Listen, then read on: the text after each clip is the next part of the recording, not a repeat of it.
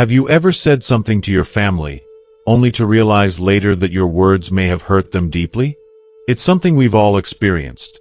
Speaking without thinking and unintentionally creating distance between us and those we love. But here's the thing. As we grow older, the words we use hold even more power than we realize. They can either build bridges or tear them down. So, what if the way you speak to your family right now could shape the future of your relationships for years to come? In this video, I'm going to share 5 powerful lessons on what to avoid saying to your children, your spouse, and your loved ones. Lessons that could transform your family dynamics and help you foster deeper, more loving connections. You'll discover the impact of small, everyday comments and why understanding this can bring peace and harmony into your home. But that's not all. By the end of this video, you'll learn why money, though important, is not what keeps a family strong. It's the emotional bonds and mutual support we nurture. I'll also dive into why harsh words, even when we think they're helpful, can lead to regret and emotional distance. If you're ready to strengthen your family bonds and avoid the mistakes many make as they grow older, then stick with me. Don't miss out on these valuable lessons that will not only save you from unnecessary conflict, but also guide you toward a more fulfilling and connected family life. Stay tuned till the end. I promise you'll want to hear all 5 lessons. If you are not subscribed, I recommend subscribing and activating the notification bell so you don't miss any videos. Your support means a lot to me, and if you enjoyed this video, you can help me continue spreading the valuable lessons by liking and sharing it. If you like the topic of this video, please comment 1. If you don't, please comment 0 to let me know how I can improve and make better videos for you. Now, let's begin. Sentence 1. I have money. My children don't need to take care of me. At the time I said those words, I thought I was declaring independence, asserting my self-sufficiency in a world where the aging process can often make us feel vulnerable and reliant. But now, as I reflect on those words, I see how much I misunderstood the deeper value of family and connection. An old saying that has always resonated with me goes, wealthy parents can give their children everything, but they cannot give themselves eternal life. It's a truth that runs deeper than just a poetic sentiment. It cuts to the heart of what matters in life. Material wealth, as important as it is, cannot shield us from the inevitability of time, and it certainly cannot replace the love, warmth, and emotional support that family offers, especially in our later years. As I sit here now, at 75 years old, I find myself reflecting on my life's journey.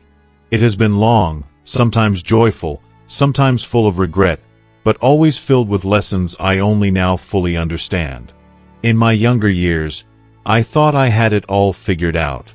I believed that if I worked hard and made good financial decisions, I would be able to live a fulfilling and secure life. I was so focused on making sure my finances were stable, believing that this would guarantee me a comfortable old age, free from the worry of becoming a burden. How wrong I was. I never thought that the real weight of life would not be found in bank accounts or investments, but in the relationships we cultivate, the bonds that cannot be bought but are built through time, trust, and unconditional love. My husband and I worked as government officials, and we lived a life of modest luxury. Waveed has always been careful with money planning for our future.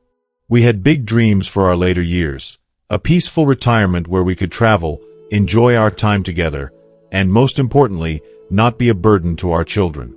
When our son got married, we used the last of our savings to help him buy a home. We thought it was our duty as parents. I remember the feeling of pride as I handed over the money, believing that this act would give him the strong foundation he needed to start his family. At that moment, I thought I was doing something selfless, something that would prove our love for him.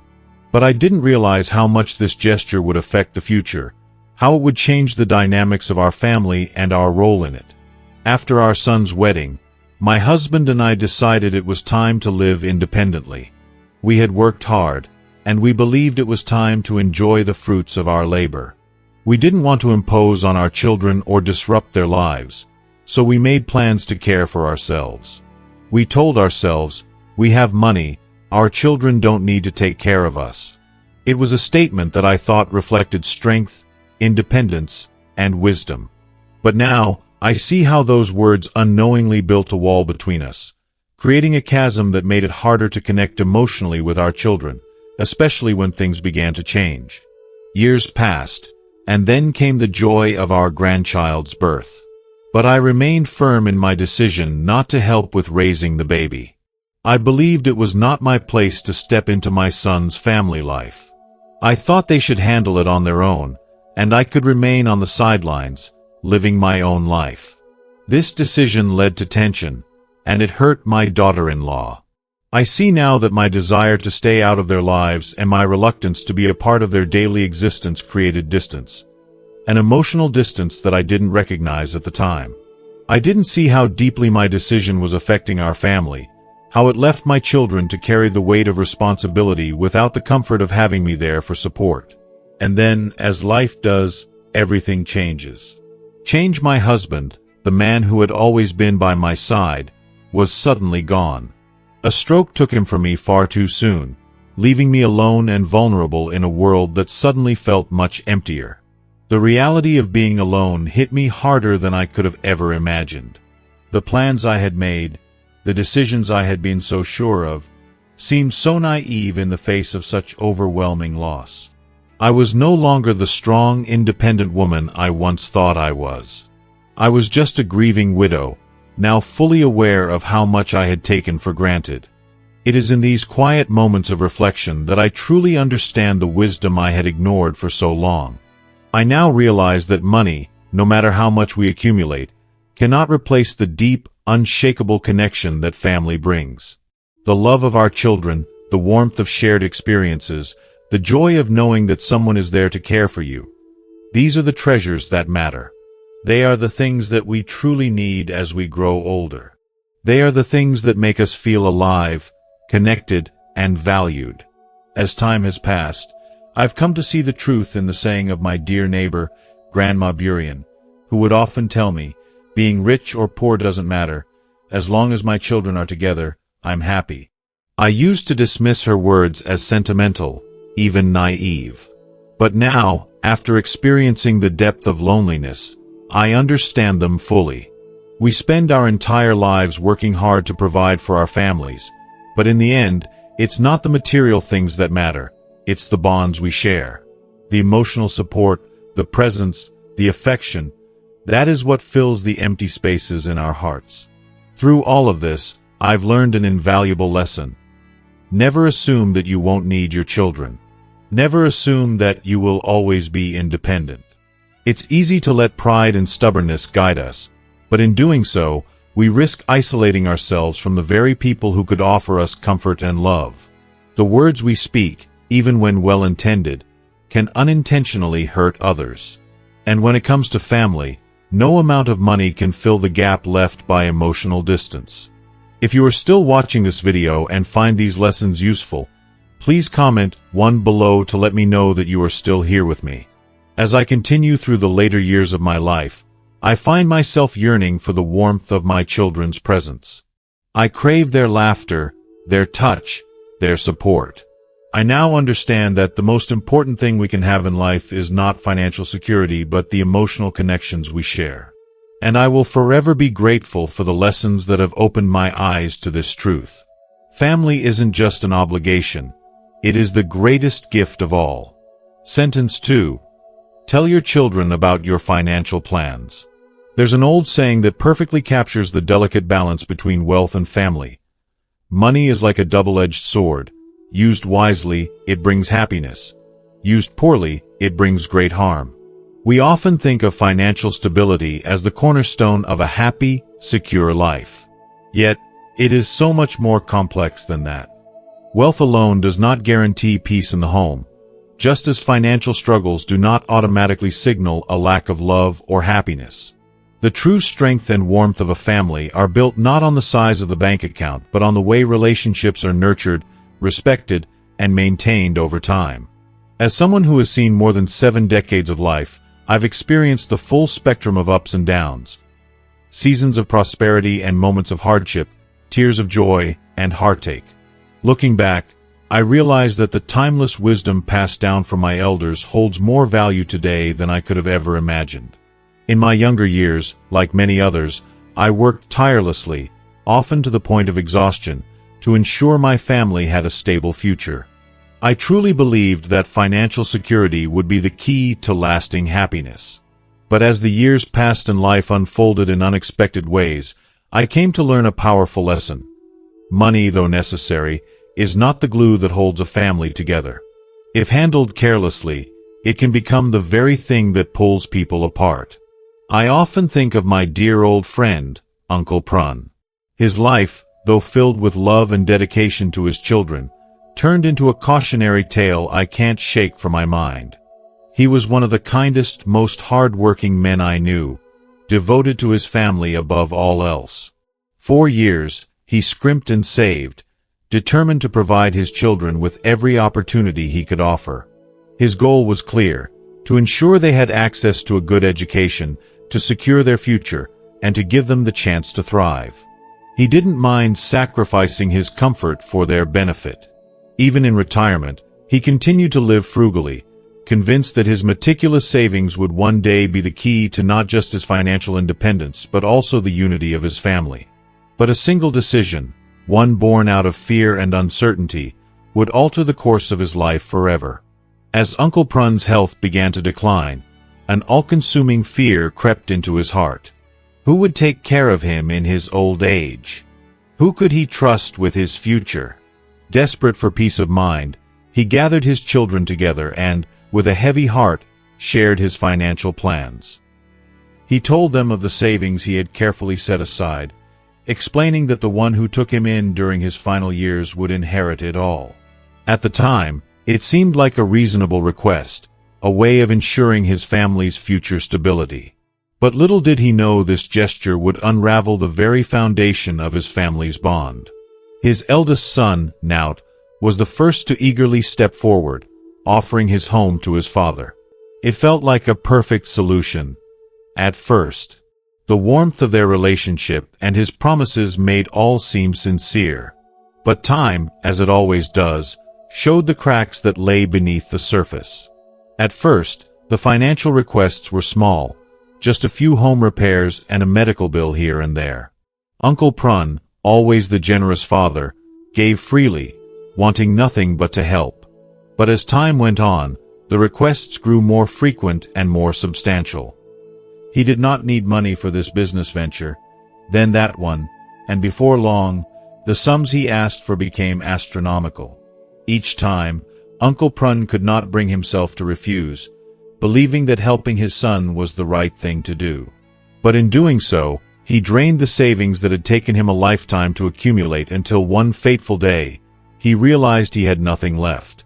When the money ran out, the change in Nout was as stark as it was painful. The warmth that once defined their relationship evaporated, replaced by coldness and resentment. Nout, once loving and attentive, now became distant and harsh. He began to question whether his father had been truthful about his finances, and soon, suspicion and doubt clouded their every interaction. The bond that had once been so strong slowly twisted into something unrecognizable. Feeling abandoned, Uncle Prun turned to his other children for help, but they remained silent, paralyzed by the belief that their brother, Nout, had already been entrusted with everything. In their eyes, there was no reason to intervene. The pain in Uncle Prun's voice when he spoke to me still haunts me.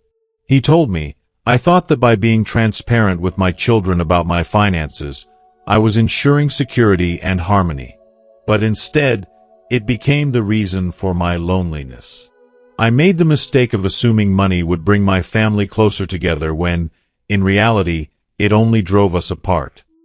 His voice trembled as he said those words, and at that moment, I understood the depth of his regret. It wasn't the money that tore them apart, it was the way he had handled it. The decision to be transparent, to share his savings, had come from a place of love and trust. But in the end, it became the wedge that created distance and division. His words stay with me, a stark reminder of how fragile familial bonds can be when money is involved. The lesson here is clear and unyielding.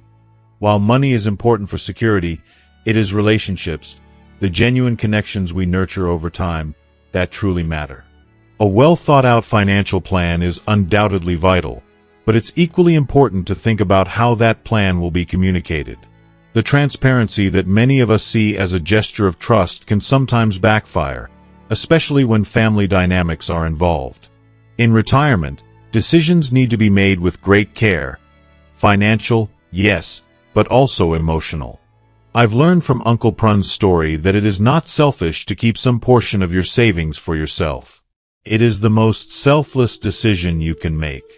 By ensuring your security, you are protecting your family from unnecessary tension and conflict. A secure parent is a source of peace for everyone. When you are cared for and able to live your later years with dignity, it brings harmony to your family. Don't rush to distribute your savings, even with the best of intentions. Take your time, consider your options, and, most importantly, remember that the love of your family is far more valuable than any amount of money. Sentence 3. Why can't you be like your siblings? This question is far more than a simple inquiry. It's a cry for understanding, a lament that can echo through a family's foundation, leaving deep scars in its wake.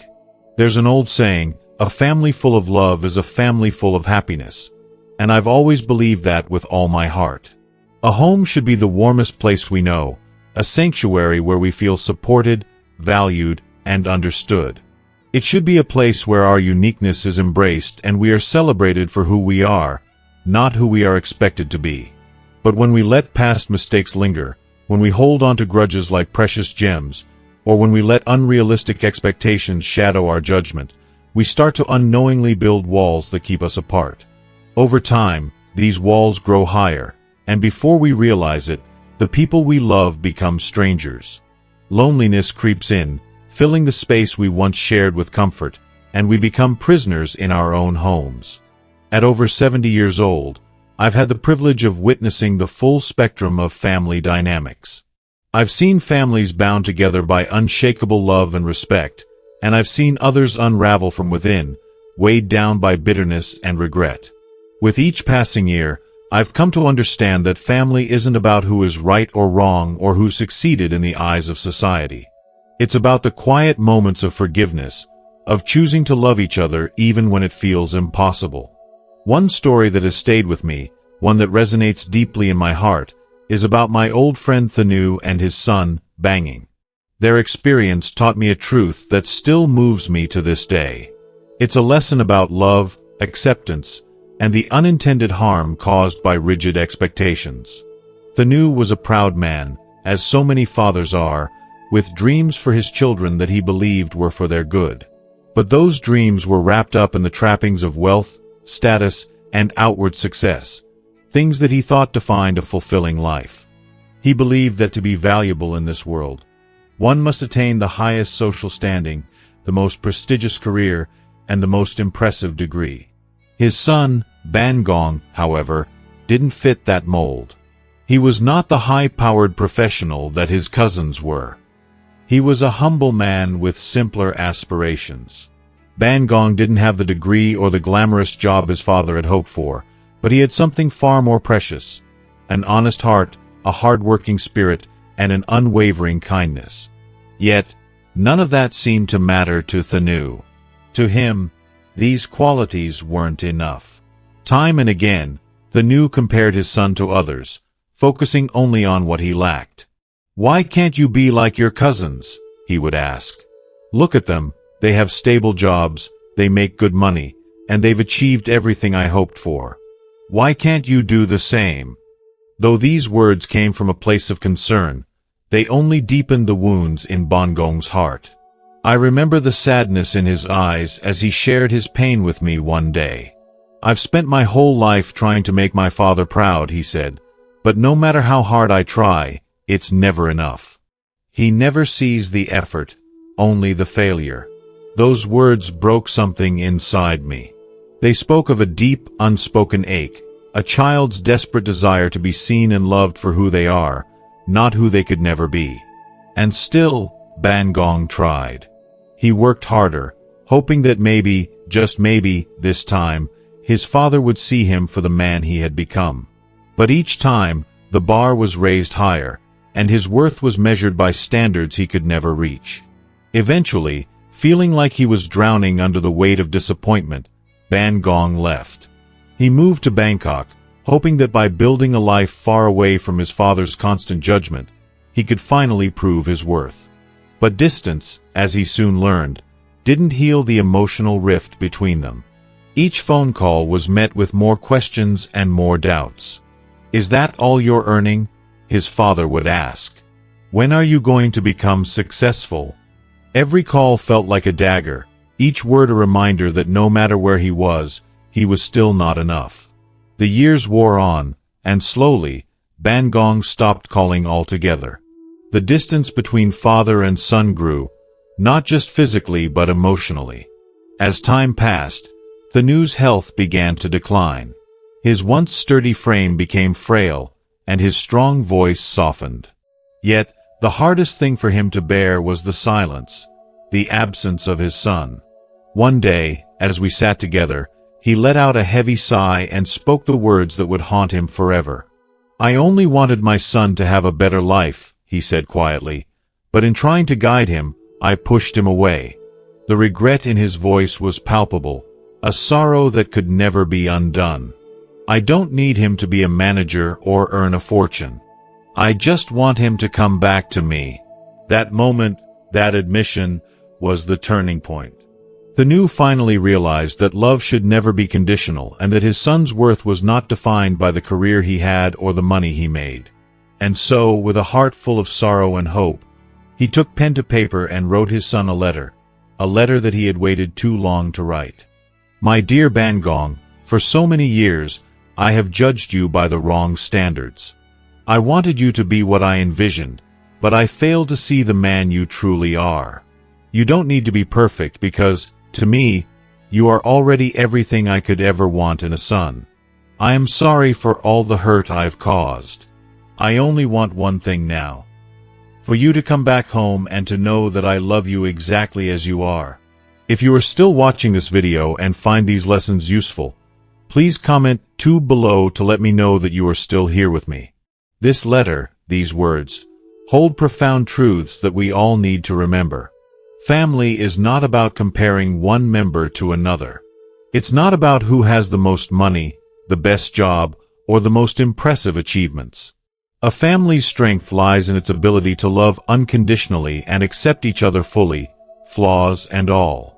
The bond between parent and child should be founded not on expectations but on the purest form of love, love that sees beyond the surface, beyond the failures, and recognizes the beauty of simply being together. Sentence 4. Don't bring up the past. There's a timeless saying that resonates deeply. What's done is done. Let it go with the wind.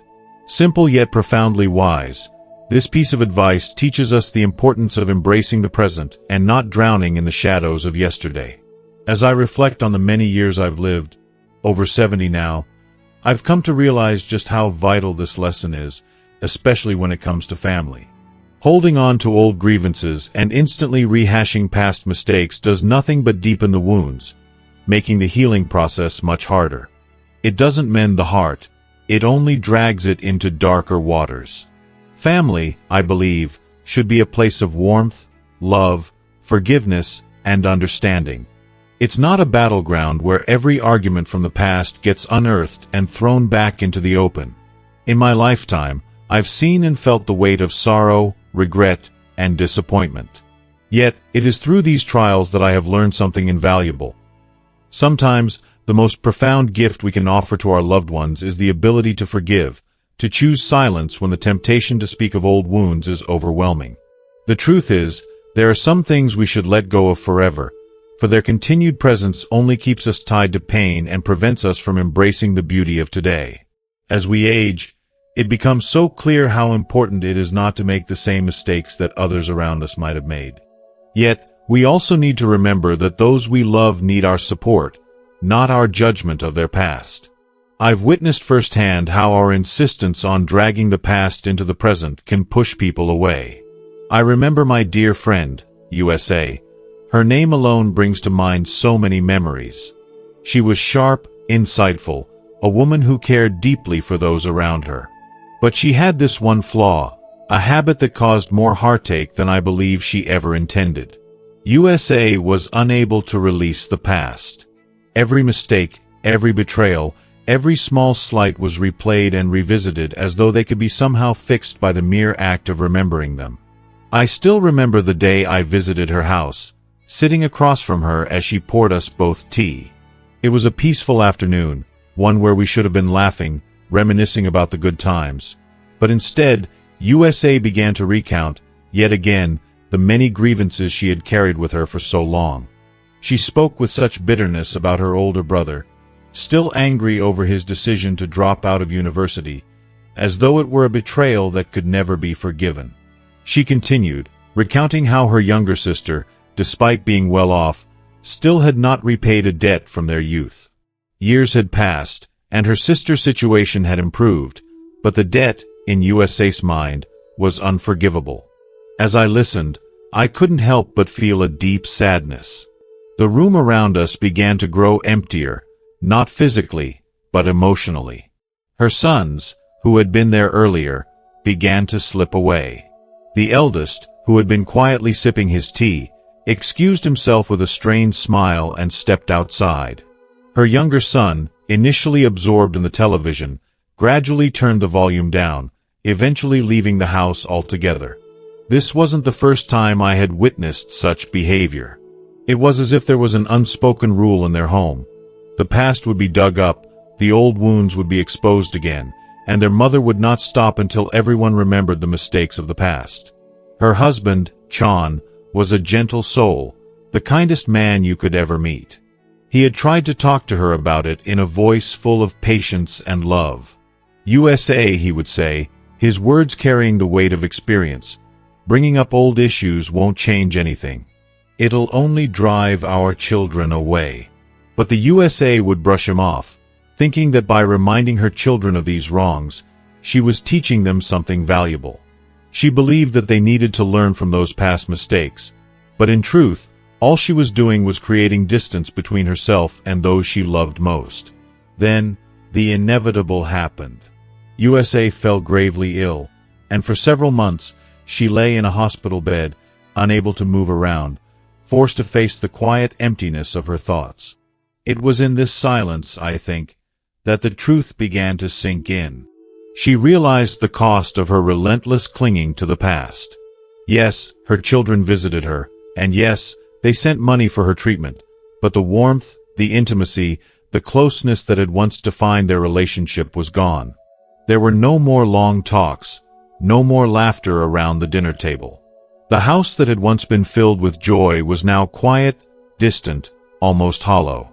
One evening, sitting beside her in the hospital room, USA looked at me with weary eyes, her voice barely above a whisper. I always thought that reminding my children of their mistakes would make them better people, that it would keep them from repeating the past. But now, I see the truth. I've pushed them away, and I fear that it's too late to change anything. Her words pierced me like a dagger. How many times had I seen this happen? How many families, how many lives had been strained and torn apart because someone couldn't let go of the past? The old wisdom was right. Our families are meant to be the source of our joy and peace, not the place where our deepest regrets come to haunt us. When we refuse to forgive, when we insist on reminding others of their mistakes, we create barriers, walls that keep us separated, even when we're physically close. And in the end, we may be the only ones left standing, with no one to share our love and warmth with. The truth is, life is far too short to waste on holding grudges. If we want to keep our families close, we have to learn to let go of the past. We must forgive, we must understand, and above all, we must choose love over resentment. The past is done, and nothing can change it. But the love we cultivate in the present, that's what shapes the future, and it's the only thing that truly matters. Sentence 5. Harsh words hurt family members. Harsh words can wound in ways that are not immediately visible, but their effects can endure for years, even decades. It's an undeniable truth that words, though intangible, have the profound ability to either uplift or destroy. As the saying goes, warm words can drive away the cold of winter, but harsh words can harden the heart for 6 months. This saying speaks volumes about the quiet power words possess. They can act as a balm to soothe wounds, offering comfort and connection, or they can act as daggers, inflicting deep, invisible scars that may never fully heal. In moments of anger or frustration, when we speak without considering the consequences, we may unknowingly lay the groundwork for a hurt that lingers far longer than we ever intended.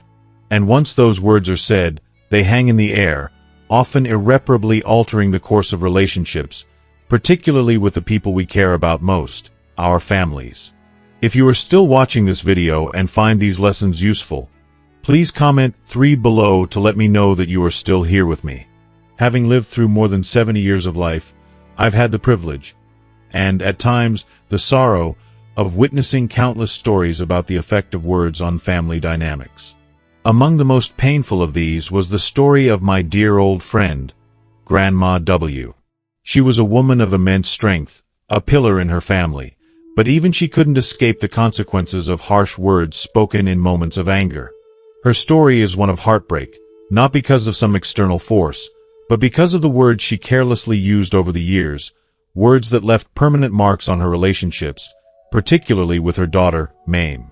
In her younger years, Grandma W had a daughter named Mame, who, like many children, craved her mother's love and approval.